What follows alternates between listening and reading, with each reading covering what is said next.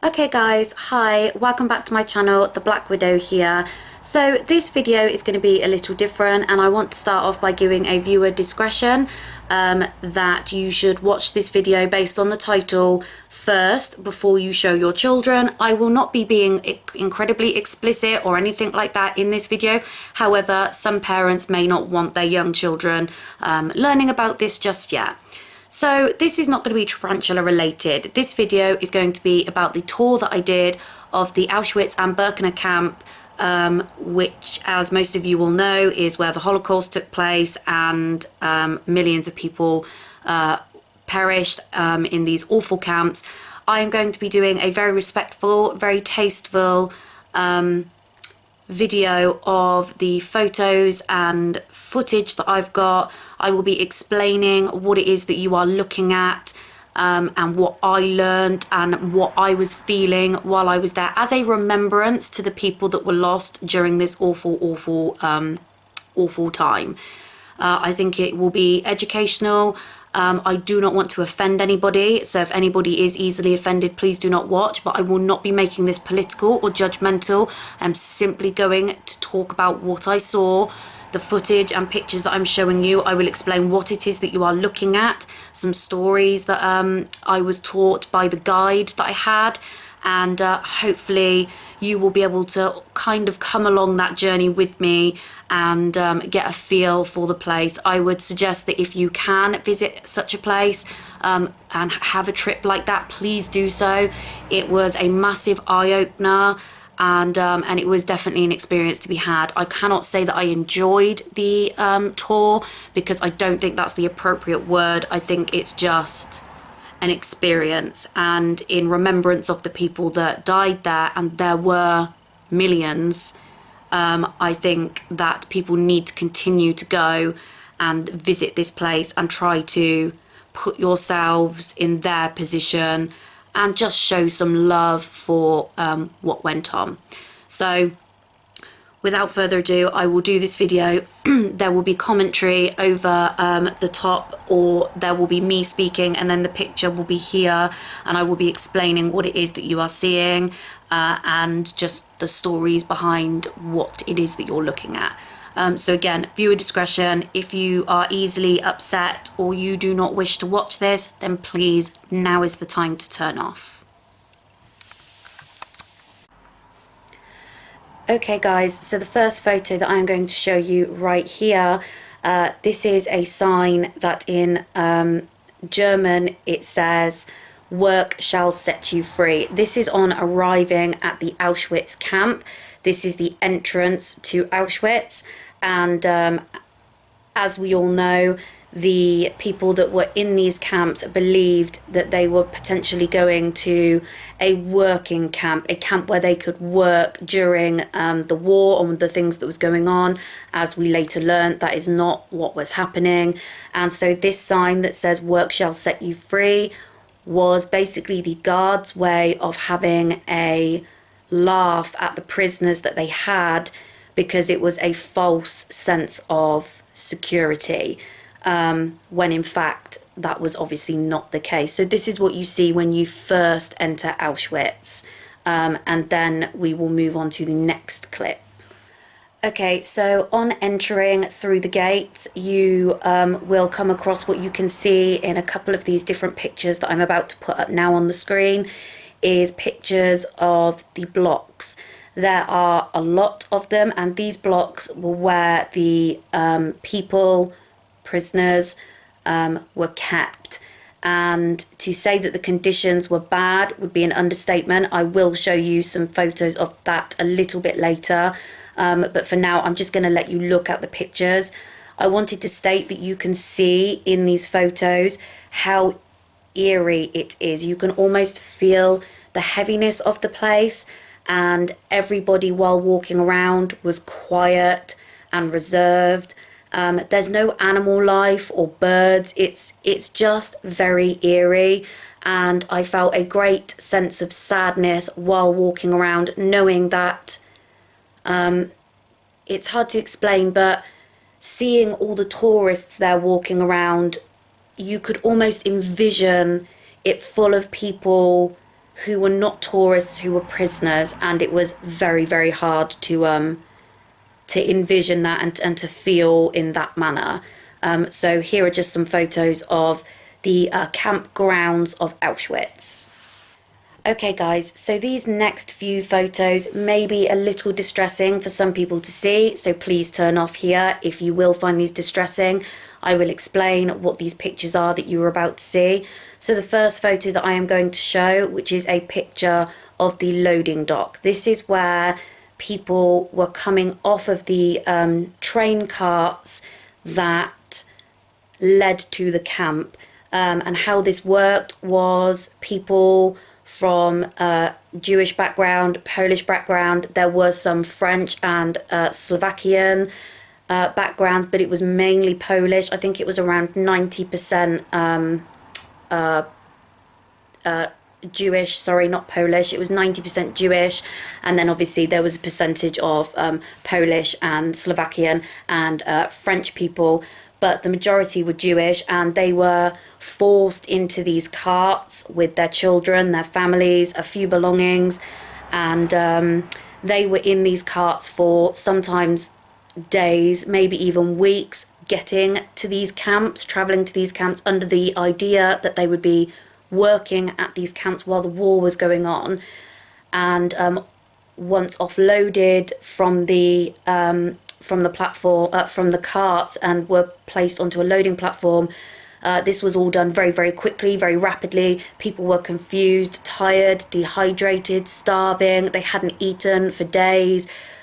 So they were dragged off of these carts, and then what would happen is the guards would go through a selection process. Now this process was very rapid. Nobody really had time to register. Basically it was put into what they would decide as people that were able and fit to work, mainly men and some women.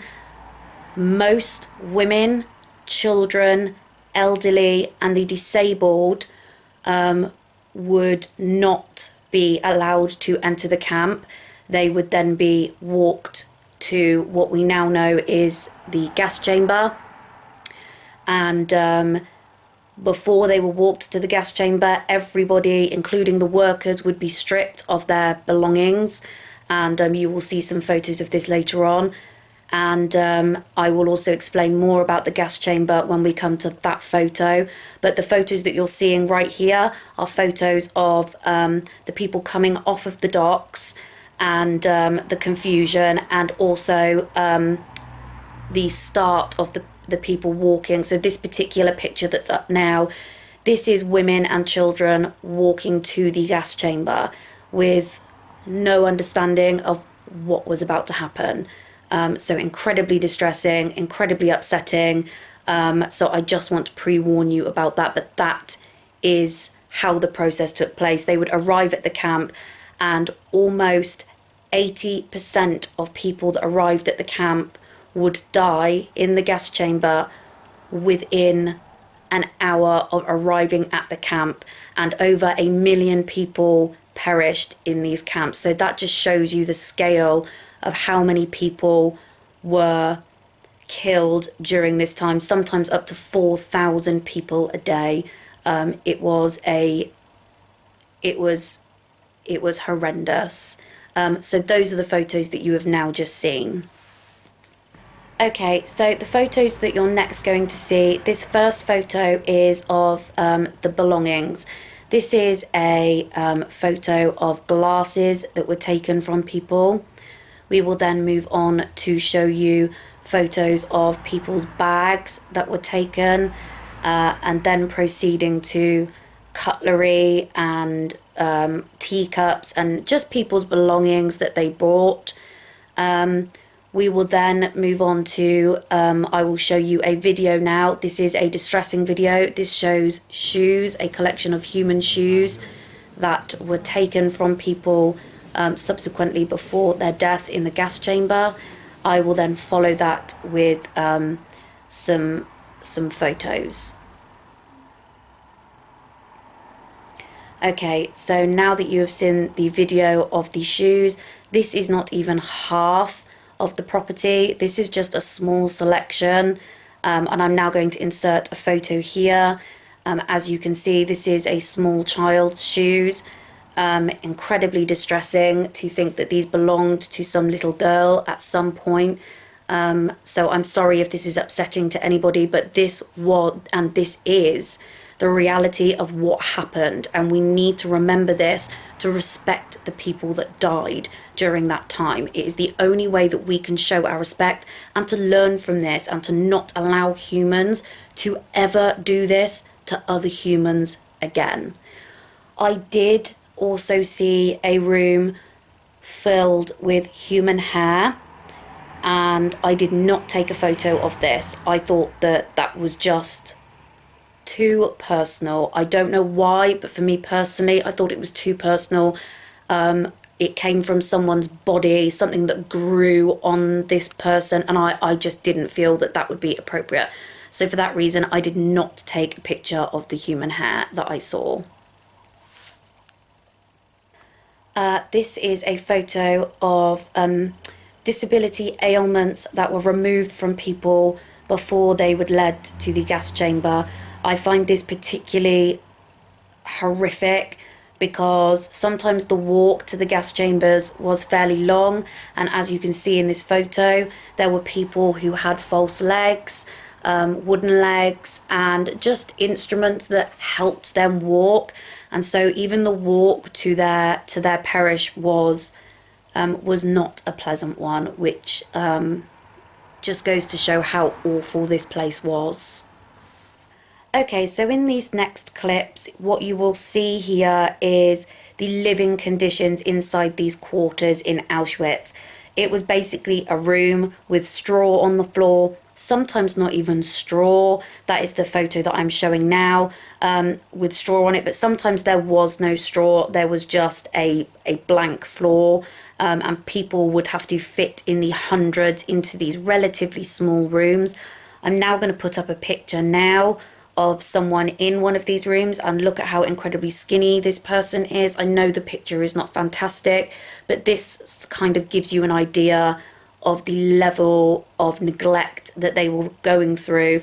Forget about the physical abuse that these people also had to endure, but this is the neglect that they suffered in regards to food and basic hygiene. Here is a photo of the bathroom. Again, there was no real showering facilities or aids. Women would not be given sanitary products for during times of periods. The smell apparently was overwhelming in these blocks because people were unable to wash or maintain personal hygiene. It was a very, very upsetting experience to have, and completely strips you of your human rights. And I feel like while I was going through this, you almost feel hypocritical that you're so sad about what you're witnessing because you didn't live it, and you kind of wish that you could have, so that you have a better understanding and that you had reason to feel upset, if that even makes any sense. I did have a small cry at this point in the trip because I was very overwhelmed by what I had previously seen and what I was now seeing. Okay guys, so we are now going to talk about the gas chamber. I am going to start off by showing you one of the most upsetting places before the gas chamber. This picture here is called the Wall of Death. This was a hard place, a very hard place to visit. I won't go into too much detail, but this is basically where people that resisted any kind of punishment or treatment or anything of any kind of degree were taken and killed. I will not go into specific detail. You can probably gather from the wall what that involved. This is a place when you visit that you may go and lay flowers and cards and pay your respects. I was very emotional during this particular photo, but I feel like, again, it needs to be a place that is respected based on the amount of people that lost their lives at this particular site. So now I'm going to move on to talk about the gas chambers. I'm going to show you different clips while I'm talking. From what you can see here, this is a dark, dreary place. It's like an old cellar. When you walk into it, it is just dark, and it's concrete walls and flooring. And the idea is that the people that would enter these chambers believed that they were going for a shower. And what I mean by people is mainly women with their children, babies, infants, children, the disabled, so anybody mentally disabled, physically disabled, and the elderly. So sometimes families would enter these chambers together, stripped completely naked, all of their possessions were removed, and they would walk into this chamber believing that they were going for a shower, after already spending days of anguish on a train cart with their families for extended periods of time to get to this camp. Now, these people had maybe only been at the camp less than an hour, and they were now entering their final moments without knowing what was coming. You will see that there are holes in the ceiling of this chamber. There are no shower heads. It would have become quite clear quite quickly when people were entering the chamber that this was not what they had been told it was. And basically what those holes in the ceiling represent is where the canisters of gas or pesticides, which is what was used, would be dropped into the chamber and would kill people. The process of death would sometimes take up to 20 minutes. I cannot say what kind of death it would have been because I don't know, and I don't think anybody knows. What we do know is that the state of panic that people must have been in with their children and their families when they had realised what was happening, I can't begin to imagine, and I don't want you to try and imagine either. Here is a photo of some of the canisters that were found. This is what was dropped inside these chambers to kill all these millions of people on a daily basis.